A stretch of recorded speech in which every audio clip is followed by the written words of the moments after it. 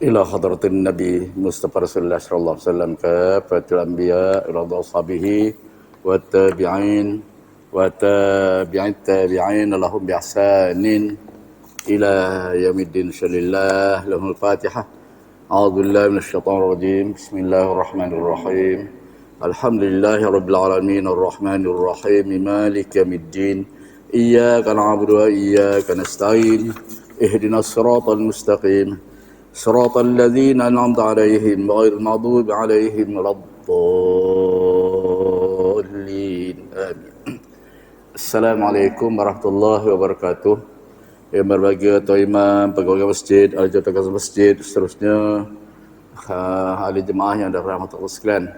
Alhamdulillah, kita bersyukur kepada Ta'ala sejak didirikan masjid ini, Tariq bin Riyad ini, inilah kali pertama saya hadir untuk kita mengadakan tazkirah. Tapi sebelum itu memang hadir semain berjemaah sajalah. Mungkin jemaah perasan saya, mungkin tak perasan ya. Masa dulu yang paling hebat sekali iaitu ceramah Ustaz Zahir Durus. Datang kemari, saya nak parking pun tak ada tempat dalam ni ya. Punya hebat, alhamdulillah. Jadi pada malam ini saya tidaklah sehebat itu. Nak pula orang tanya, Ustaz mana Ustaz Jamil? Jamil mana yang pencen? Pencen itu sebut pencen macam ayam pencen lah. Tak ada berharga dah ayam pencen. Baiklah tuan sekalian, apa yang kita nak harapkan iaitu kita bersama kita mengadakan tazkirah pada malam ini yang berkaitan dengan ilmu faraid ya. Ilmu faraid ini ilmu pembagian harta pusaka, iaitu akhwil sebut faraid, iaitu asal perkataan Arab faridatun, faridatani, faraidun. Dia jadi jamak taksir daripada faridatun. Talabul ilmi faridatun ala kulli muslimin wa muslimatin. Menuntut ilmu itu wajib atas setiap orang Islam, lelaki dan perempuan, faridah. Kalau faridah ni dua kewajipan. Faraidun bermakna berapa banyak kewajipan-kewajipan yang mesti kita tahu dalam ilmu faraid ini. Ilmu faraid ini sebagaimana kita maklum iaitu ilmu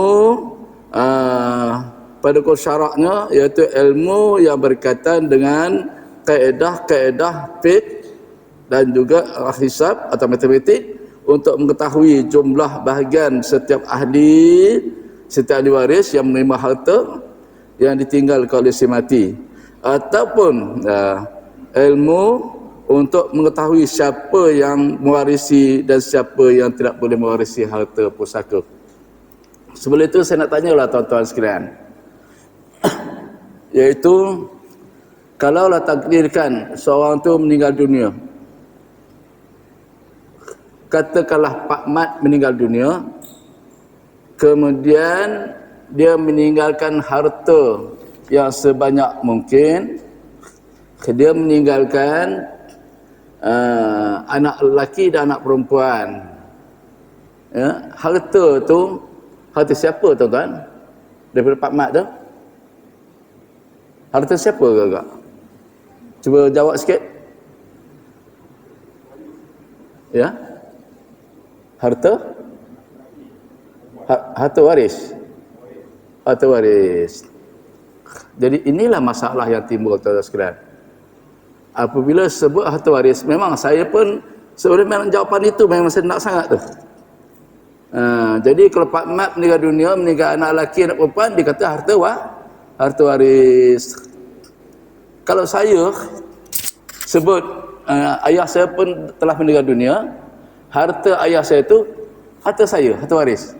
Jadi tuan-tuan jangan kacau lah hak waris punya ya.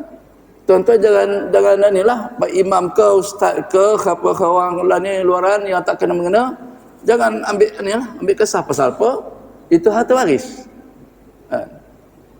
Nak pula yang si pada ni orang yang punya harta tadi dia pula wasiat pula kan, meninggalkan seorang anak lelaki, anak perempuan, besok mati bagi sama rata. Betul tak? Orang ni tak boleh kacau. Sebenarnya tuan-tuan sekalian, ya, Allah sebut dalam apa ni hadis Rasulullah SAW, inna Allah qad a'ta kulli dhi haqqin haqqahu fala wasiyata lil warisin. Sesungguhnya Allah Ta'ala lah yang menentukan hak tu, ya. Bab faraid ni, harta pusaka, bukan hak waris. Itu adalah harta pusaka, itu hak Allah. Itu kena ingat. Kita tanam di sanabari kita, harta yang ditinggalkan oleh si mati itu hak Allah, ya, bukan hak waris. Kalau hak waris dia tak kira lah, bagi semarata, tak apa. Orang ni bagi banyak, orang bagi sikit, tak apa. Lepas tu yang ni orang lain jangan campur lah. Ya, ini ayah aku, ini mak aku. Apa yang mu sibuk-sibuk? Contoh. Nak pula berkaitan dengan Baitul Mal. Baitul Mal apa kena mengena pula, dia kata. Ya? Jadi kita kena ni tanamkan di sanabari setiap individu kita, iaitu bahawasanya hak pusaka yang ditinggal itu ialah hak Allah. Allah lah yang menentukan di dalam surah An-Nisa, siapa dapat 1/2 nisfun, siapa dapat 1/3 sulus, siapa yang dapat 1/4 rubu', siapa yang dapat 1/6 sudus, siapa dapat 1/8 sumun, siapa dapat 2/3 sulusani. Itu dah ditentukan oleh Allah SWT dalam surah An-Nisa. Kita kena ikut. Ini dia. Faraid ini, ya, zaman sekarang ni alhamdulillah lah, alhamdulillah orang masih mengikut lagi, ya. Itu pun tuan sekalian, yang mengikut pun tak sebanyak mana juga. Dia nakkan hukum adat, ikut hukum adat dulu dah lah. Bagi semerata habis cerita. Boleh tak? Boleh tak tuan-tuan? Sebelum saya nak cerita, nak keluar hadis Rasulullah, boleh tak kalau kita bagi semerata, lelaki dan perempuan? Ya? Kalau ikhlas, semuanya ikhlas. Lelaki ikhlas, perempuan pun ikhlas. Boleh tak? Jawab je lah, bukannya ni pun. Ini insyaAllah saya akan uraikan dia sikit sebanyak. Baik, tuan-tuan sekalian, ilmu faraid adalah salah satu cabang ilmu fiqh yang sangat-sangat diambil berat oleh Islam dan juga dipandang sangat tinggi nilainya. Oleh itu, Islam menyuruh umatnya supaya mempraktikkan sistem faraid, sistem pusaka ini dengan betul, ya. Allah memberi amaran keras kepada sesiapa yang cuba meringankan ataupun meninggalkannya. Malah Allah Ta'ala memerintahkan agar kita mempelajarinya dengan bersungguh-sungguh. Sebagaimana sabda Rasulullah SAW, qala Rasulullah SAW, ta'alamul Qur'an alimuhan nas wa ta'al faraidah alimuhan nas fa inna imru'un maqbudun fa innal ilma sayuqbadu wa tazharul fitan hatta yakhtalifa nisnani fil faridati la yajidani may yuqda biha. Baik, apa maksudnya? Dari Ibnu Mas'ud radhiyallahu anhu, barang siapa yang iaitu dikata pelajarilah, saya ulang balik dari Ibnu Mas'ud radhiyallahu anhu, dia berkata, telah bersabda Rasulullah SAW, pelajarilah Al-Quran. So belajar Al-Quran. Al-Quran bukan main dengar-dengar. Al-Quran bukan macam kita gunakan mic, kita macam lagu, kita belajar melalui Apa orang panggil sekarang ni? Main-main berlagu dalam TV dan apa semua. Ya? Gunakan kaset, gunakan apa ni? Apa ni berbagai-bagai ini saja harap modern, dia tak boleh sama sekali. Baik. Pelajari Al-Quran. Al-Quran kita belajar mesti ada wajib ada 3 rukun. Pertama sekali talaki. Talaki berdepan dengan guru. Yang keduanya tasmi'. Kita membaca dan dengar oleh guru. Yang keduanya musyafahah dari mulut guru. Itu rukun, ada 3 rukun. Nak belajar taranum ke, nak belajar apa, itu masalah kedua. Ya. Kadang orang hebat belajar taranum. Nurun Nabi alal awalimi asfaro.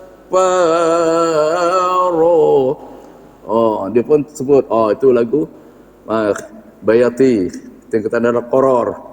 Sedangkan tajwid dia tak bukan, tak jadi. Baik. Jadi nak sebut tadi, belajar Al-Quran dan ajarkan kepada manusia. Kemudian Rasulullah mengatakan wa ta'alul faraidha wa lihannas, dan juga belajarlah ilmu faraid dan wajib ajarkan kepada manusia. Kenapa? Dalam perkataan hadis tadi yang telah saya baca tadi, iaitu dia kata kerana aku, kata Rasulullah, kerana aku adalah orang yang akan dicabut nyawa, akan wafat, memang dah wafat pun, ya. Sedang ilmu itu akan diangkat dan fitnah akan muncul.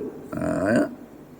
Sehinggalah dua orang yang bertengkar tentang pembahagian pewarisan, pembagian harta pusaka, mereka berdua tidak mengemukakan, tak dapat nak cari siapa pun yang sanggup meleraikan atau menyelesaikan masalah perselisihan pembagian harta waris mereka. Tak ada orang pun, masyarakat aneh dia kata. Akhir zaman, tak ada orang yang boleh untuk menyelesaikan masalah. Yang berebut banyak. Last sekali ikut cara apa saya sebut tadi?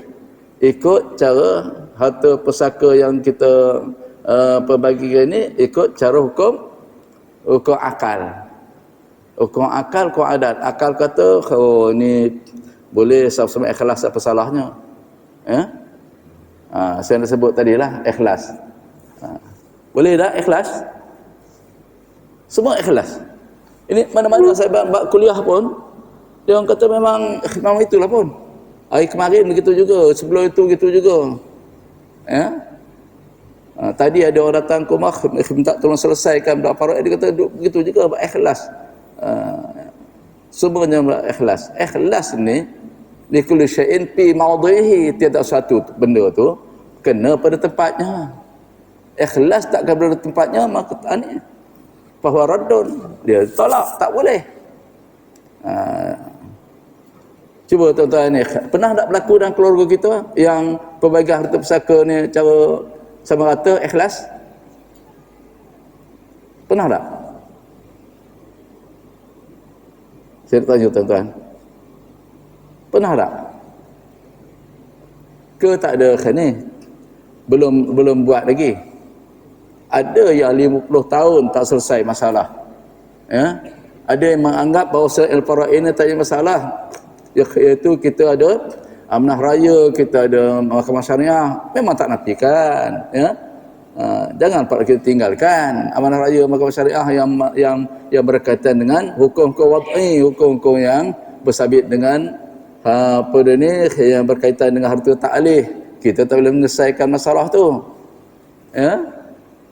Kalau kes pejabat tanah, kita pergi rujuk pejabat tanah. Kes JPJ kena ikut ke JPJ, ya. Begitu seterusnya, sekalian. Jadi kita tidak boleh sama sekali mengikut hukum ni. Kita rujuk ni tempat rujuk apa ni, Al-Quran, hadis tu tempat rujuk pemegang harta pusaka. Saya ingat tuan-tuan sekalian, zaman dulu masa belajar dulu, kena bab ilmu faraid, ya, ramai orang ni, ya, ramai yang tuang kelas, tuang kuliah. Pasal apa? Tak minat. Pertama tak minat. Tahun 60-an dulu, mana ada orang yang kaya-kaya. Kebanyakannya ada apa? Ada ni Lambretta, ada Volkswagen, ya. Itu ni tuan sekalian. Tak banyak ni. Ada motosikal tu aja. Jadi apabila mati saja, itulah bendanya. Tak ada pembagian ni. Ya. Kemudian tanah-tanah ni tadi, banyak tanah lesen, TOL dan sebagainya. Ya, tanah-tanah yang ditebang, tanah reserve dan sebagainya. Itu zaman dulu tahu sekarang. Ramai orang tidak berminat untuk belajar ilmu faraid. Termasuklah orang seangkatan dengan saya dulu. Ya. Takdirkan saya bukan orang kaya, tapi minat. Salah satunya minat, yang keduanya kerana nak mencomelkan dalam Rabi' Sanawi, Khamis Sanawi, nak mencomelkan lagi ke dalam diploma, masa ijazah syariah pun dah ni apa melalui faraid ni dia ambil tebuk-tebuk tesis sikit, bukannya apa ni step by step, bukan satu-satu tuan sekalian. Sekarang ni saya tanya anak-anak kita yang belajar ke Mesir, yang balik ke Mesir ni syariah, okeylah, bolehlah, adalah belajar faraid. Kalau lain usuluddin ke, nak pula bahasa Arab yang tak ada, tak belajar dah. Di kuliah pun saya dipahamkan adalah basic-basic sikit. Bukannya banyak, ilmu faraid ini banyak tuan sekalian, ya. Ilmu faraid ini terlalu banyak bab-bab dia. Ya. Ada 25 golongan.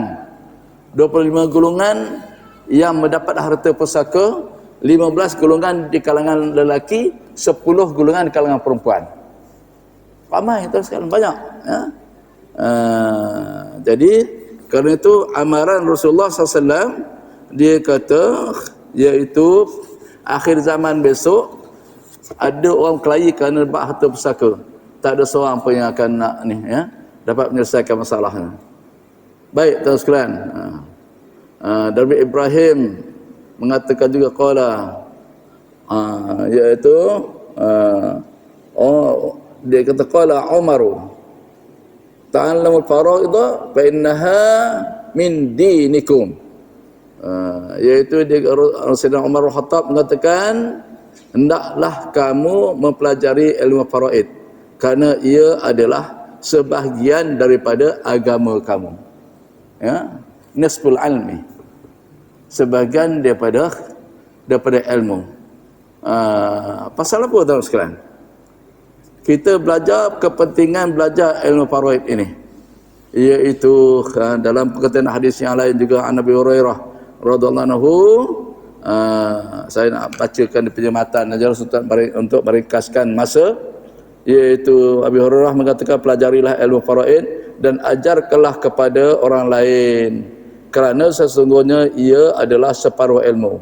Ia akan dilupakan dan adalah, dia kata, ia ilmu pertama yang diangkat, dicabutkan dari umatku, kata Rasulullah. Ilmu faraid akan dicabut daripada dada ni. Jadi kerana itulah teruskan, sebab harta manusia berkelahi, adik-beradik berkelahi, sepatutnya raya, ya, boleh datang ni, dah tak ni lah, selepas berlaku kematian ibu bapa dan sebagainya. Apa yang diharapkan tuan sekalian, iaitu dia nakkan kalau boleh bagi sama rata, dia kata. Baik tuan sekalian, saya tak jawab lagi tadi kan, bagi sama rata boleh tidaknya, ke dah ada jawapan? Tak. Baik, saya pernah masa belajar dulu, kita tanya pensyarah, kita nak bagi sama rata lelaki dan perempuan, boleh tak? Kalau anak lelaki semua tak ada masalah, satu darjat, ya, satu taraf. Ini ada lelaki ada perempuan, boleh tak bagi sama rata? Kami tanya apa pensyarah ni, apa dia jawab? Dia kata apa ni, adik-beradik semua ikhlas. Semuanya apa ni tak bersungut? Ya, semuanya tak bersungut. Laki perempuan ikhlas betul-betul? Ikhlas. Ikhlas bagi semua sahabat tu ikhlas. Maka jawapannya dia kata semuanya ikhlas melanggar hukum Allah. Itu jawapannya. Semuanya ikhlas melanggar hukum Allah. Semuanya ikhlas meninggalkan hukum Allah, buat hukum sendiri. Pasal apa?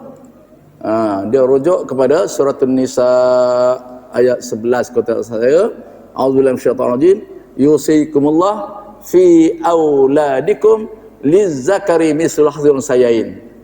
Allah berwasiat kepada kamu. Yusikum, kenapa Allah sebut yusikum? Ya? Kenapa Allah tak sebut amarakumullah ke? Aku perintah kepada kamu. Tapi yusikumullah. Ya? Wasiat ini tuan-tuan sekalian bukan sekadar tok nenek kita saja yang berwasiat. Sebenarnya wasiat ini daripada zaman jahiliah lagi. Saya ada menulis sedikit lah, ya, sedikit sejarah. Ya. Berhubung dengan wasiat pemberian harta masa zaman jahiliah dulu. Ya. Nak buat selepas pesara dulu 2 tahun buat wasiat. Ya. Masya Allah, kita himpunkan daripada kitab-kitab ni, ya, Syarah Rahbiyah lah, daripada Mughni Mumtaz lah, ada kitab-kitab yang lain, kitab Arab, ya. Ambil sana ni dalil-dalil dan sebagainya. Baiklah tuan sekalian. Jadi apabila disebut begitu, dia membacalah Allah mana lebih hebat wasiat kamu dan wasiat Allah SWT. Yusikumullah, Allah berwasiat pada kamu atau Allah merintah pada kamu fi auladikum, iaitu dalam pembagian harta pusaka di kalangan anak kamu, lizzakari mislu hadzil unsayain, bagi seorang lelaki bersamaan dengan 2 orang perempuan. Itu jelas. Dengan lain perkataan 2-1. 2 lelaki, 1 perempuan. Habis kenapa yang kita ambil sama rata? Itu persoalannya, ya. Jadi kesimpulannya, boleh tak bagi sama rata? Tak boleh. Yang boleh bagi sama rata ni kebun saja. Kebun boleh bagi sama rata. Bukit buka paya tolak dulu bagi sama 2 rata dulu. Itu boleh lah. Tapi pembagian dia ikut yang Allah perintahkan dalam surah An-Nisa. Ya. Ada yang cakap, habis macam mana Ustaz kalau dah terlanjur? Pasal kita ni tidak memberatkan pada hukum syarak. Kita terlalu memberatkan hukum adat. Biar mati anak, jangan mati adat. Hebat. Kalau anak mati, siapa yang nak mendukung adat? Dah tak ada orang dah. Jadi kita ini pelasapah itu adalah bercanggah dengan hukum syarak. Jadi kita berbalik kepada ni, balik, ya. Sikit dia kata, Ustaz, kalau sekiranya pada rumah sebuah macam mana nak bagi? Kita mudah je, ya. Ada penilai, ada ni berbagai dia, kalkulator pun ada, ya. Pembagian dia dan sebagainya, siapa yang mahjub, siapa tak mahjub, siapa terdinding, siapa yang tak terdinding, ya. Baik. Jadi kerana itu tuan sekalian, ilmu faraid sangat-sangatlah penting di dalam kehidupan seharian masyarakat kita pada hari ini. Berbeza dengan dulu. Ya, dan kita ni kalau mati aja seorang hari semalam contoh, paling tidaknya duit 100 tu memang ada, paling tidaknya. Ataupun nilaian harta paling tidaknya 100 tu memang ada. Habis kita nak lock begitu saja ke? Ya? Rasulullah menyebutkan iaitu dia kata ittaqunnar walau bisyiqqi tamratin. Takut api neraka walau sebelah buah tamar aja. Jadi harta pusaka tu banyak. Jadi kita kena tahu, iaitu siapa yang berhak, siapa yang tidak berhak. Baik tuan sekalian, selain daripada penjelasan yang disebut hadis saya sebut tadi, jika kita analisa, iaitu pengertian kerana ia adalah separuh ilmu disebut dalam hadis tadi, iaitu cuba kita tinjau kata hikmah dia dalam ilmu faraid ini. Pertamanya dapat mengetahui cabang-cabang nasab, cabang-cabang keturunan yang sah melalui ilmu faraid lah. Dengan adanya ilmu faraid kita dapat tahu, oh ini orang ni berhak dapat harta pusaka, oh ini tak berhak. Pasal apa? Oh ini anak tak sah taraf, contoh. Kita nak tahu pula anak tak sah taraf yang sah taraf macam mana. Ini anak angkat, ini anak susuan rupanya, ini anak belaan, ini ayah tak sah taraf, ini ayah zina, contoh misalnya kata, ya. Tak dapat harta pusaka. Jadi melalui ilmu faraid lah. Yang keduanya mengetahui ahli waris dan bukan ahli waris. Melalui ilmu faraid lah. Oh ini waris, ini waris benar. Contoh misalnya kata seorang mati meninggalkan cucu, contohlah. Yang ini cucu lelaki daripada anak lelaki. Yang satu lagi cucu lelaki daripada anak perempuan. Itu bukan ahli, cucu lelaki daripada anak perempuan bukan ahli waris. Yang dapat cucu lelaki daripada anak lelaki sahaja. Melalui ilmu faraid lah. Yang ketiganya iaitu mengetahui kaedah ataupun cara mengira dan ilmu matematik berdasarkan kepada sukatan ke, pertimbangan ke dan sebagainya melalui faraid lah. Kita kena tahu matematiknya. Lepas tu yang kelimanya mengetahui perbezaan harta pusaka dengan hak yang batil, yang haram. Ini tak boleh, ini hak riba, ini harta rasuah, ini harta syarikat, ini harta orang lain berkongsi. Aneh kan, beza kan. Tak boleh kita pakai pukul rata aja. Harta pusaka kadang-kadang kalau sekalian ada nama mak ayah kita lagi, sedangkan kebun tu dah jual lama dah, jual kepada orang lain, cuma tak tukar nama lagi. Pesan kata begitulah. Ataupun ayah dah bagi awal-awal, bagi awal-awal nama tu pun nama anak sebulan bagi masa hidup, dah bagi kepada seorang tu, jadi hibah masa hidup. Ini ada syarat rukun hibah ada, tuan sekalian, ya. Kalau kita rukun hibah kita tak betul, maka hibah tu terbatal. Ada orang buat hibah, sebagai contohlah, saya ni kecelana ni tak tersusun ni, saya nak ambil mana yang penting. Contoh misalnya kata ayah apa dia ni, ayah nak bagi awak ni rumah ini untuk Abang Long, contoh. Ayah nak duduk, tapi besok masa ayah mati besok dapat kat awak. Itu hibah ke? Tuan-tuan, itu bukan hibah. Syarat hibah, ya, dia pertama sekali bagi semasa hidup, bagi tunai. Dia tak ada ta'liq, tangguh, ya. Kebanyakannya dia tak ni, dah lah hibah, lepas tangguh pula, dah bertangguh pula tu bagi sama rata pula lagi. Ya. Contoh misalnya kata ni tanah ini seekar dapat kawak, tanah ni dapat kawak ni, yang ini dapat pak ni apa, kak cik ini abang ngah, ini abang long, semua seekar, contoh. Besok mati besok jangan berebut, contoh. Ayah mati usah berebut. Adakah betul yang dilakukan oleh orang yang pemberi hibah tadi? Maka tidak sah. Nak bagi itulah. Lepas tu buat ni. Dia tak dia taklikkan, tak ditangguhkan semasa dia mati besok baru selesai masalah. Tak boleh. Okey. Kemudian yang keenam dia mengetahui waris yang benar-benar beriman dan patuh perintah Allah dalam Al-Quran. Melalui ilmu faraid lah tahu siapa yang beriman nak ikut hukum atau tidak, siapa yang ahli tamaknya, siapa yang tak tamak melalui harta tadi lah. Ada siapa yang at-taharruj, apa at-taharruj, iaitu dia apa ni, dia terkeluar daripada ni, dia tak nak harta sikit tak apalah, bagi kalau adik-adik lain, at-taharruj namanya. Itu tak apa, tak masalah. Dia tak nak ni dengan ikhlas. Adalah syarat-syarat dia, syarat tertentu untuk bagaimana kita nak, ya at-taharruj tu nak bagi harta pusaka. Kemudian Melalui al-faraid juga dapat mengetahui sejarah pusaka sebelum Islam. Tahu macam mana pemegang harta pusaka zaman Firaun, zaman Qarun, ya. Sejarah itulah sebelum Islam macam mana. Selepas baru Islam, sebelum turunnya surah An-Nisa, macam mana ya itu orang-orang Ansar dan Muhajirin di Madinah tu pemegang harta pusaka.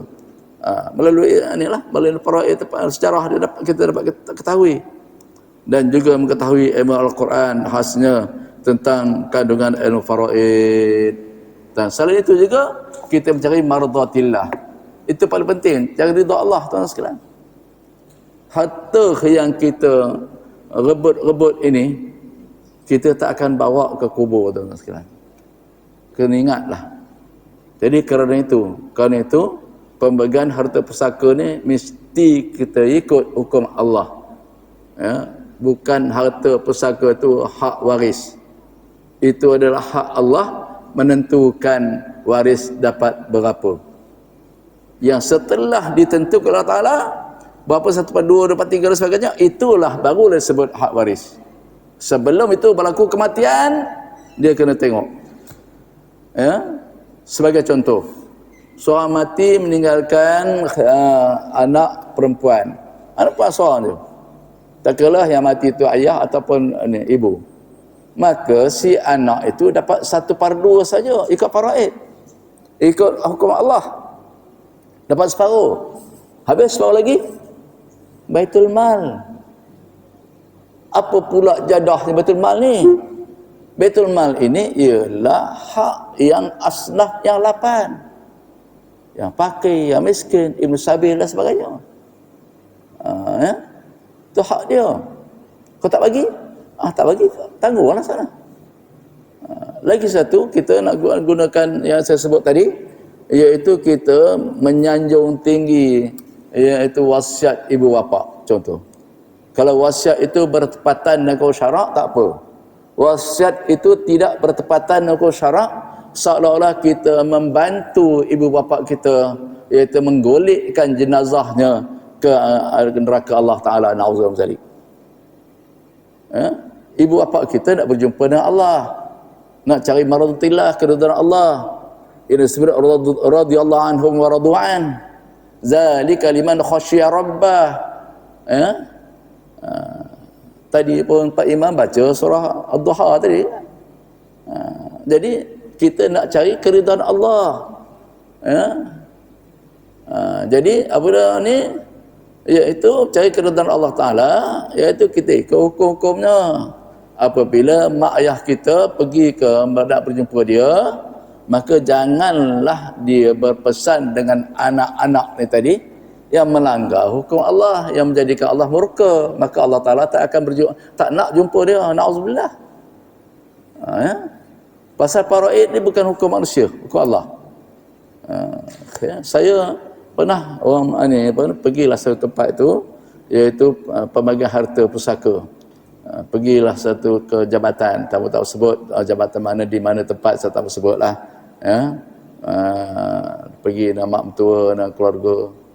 Dia boleh tanya, pegawai tanya, ya, nak ikut faraid ke nak ikut hak pusaka kecil? Ya. Dia tanya begitu. Nak ikut faraid ke hak pusaka kecil? Tapi nasib baiklah yang ni tadi khilaf pesan nak ikut faraid. Tapi kalau kita ada yang ikut pusaka kecil, dia ikutlah cara pusaka kecil.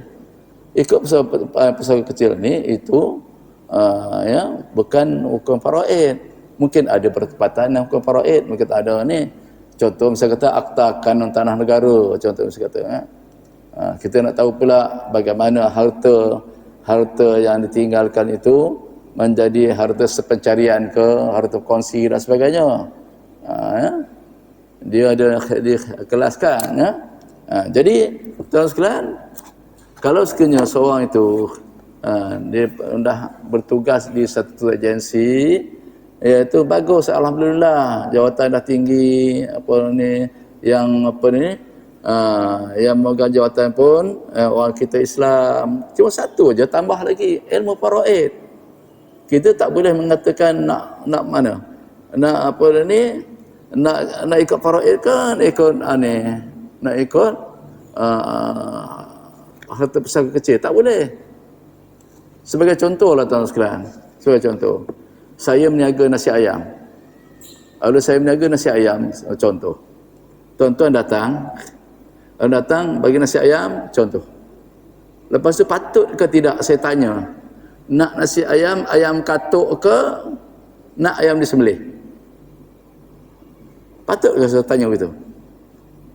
Saya sebagai seorang Muslim, saya pastikan ayam tu halal dan juga nak bagi kepada customer berhalal.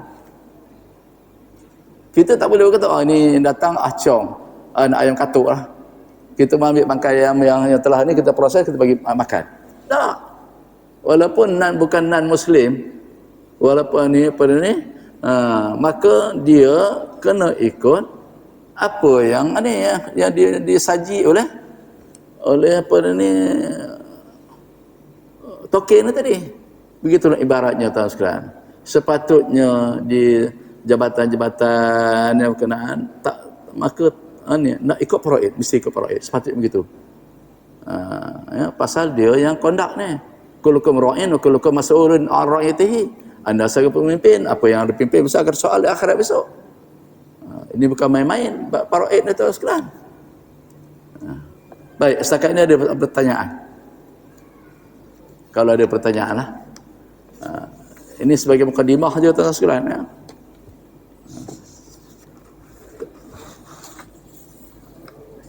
Masalah ya saya. Tahu. Ya, apa ni?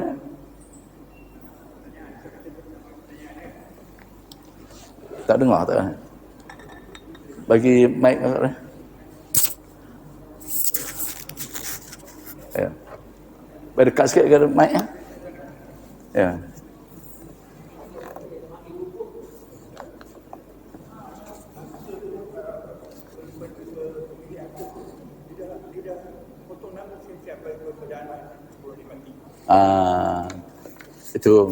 Itu soalan yang bagus.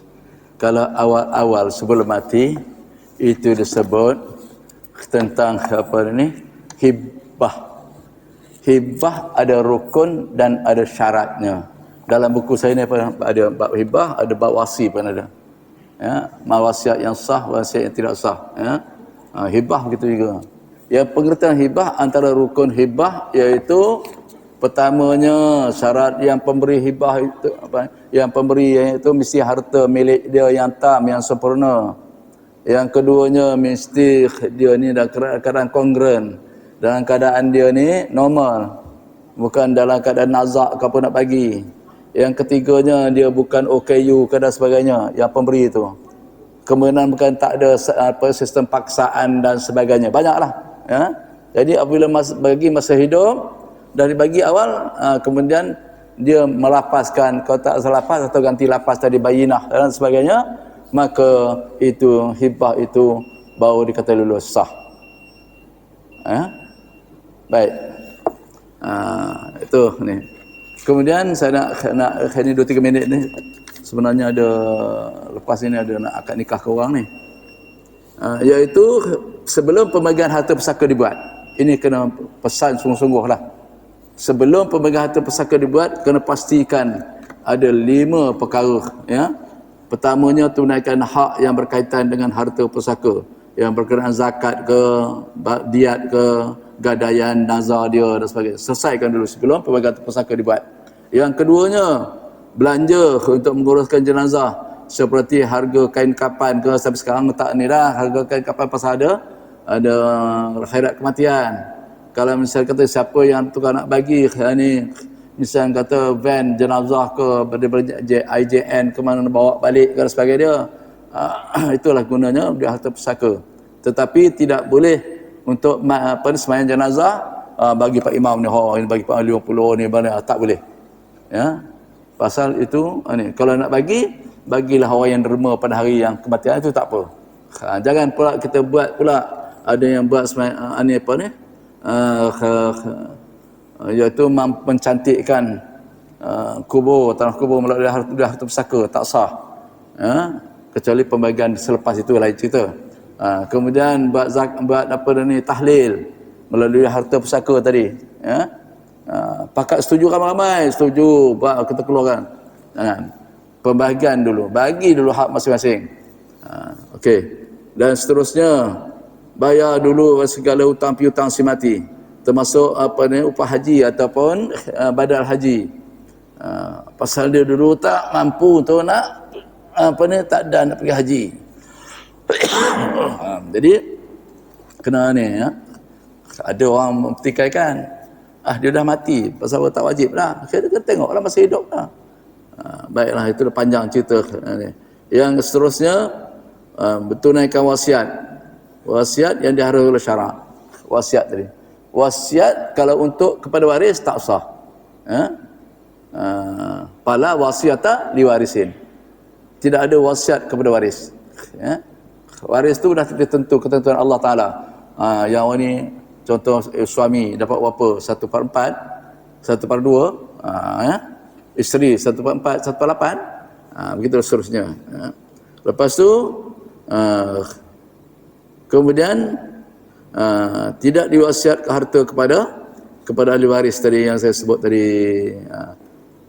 Dan yang seterusnya, setelah selesai 4 perkara tadi, barulah boleh dibahagikan harta pusaka itu kepada hak masing-masing mengikut syarat-syarat tertentu, rukun dan insya-Allah di lain masa esok kita akan sama-sama lah kalau sekiranya ada masa.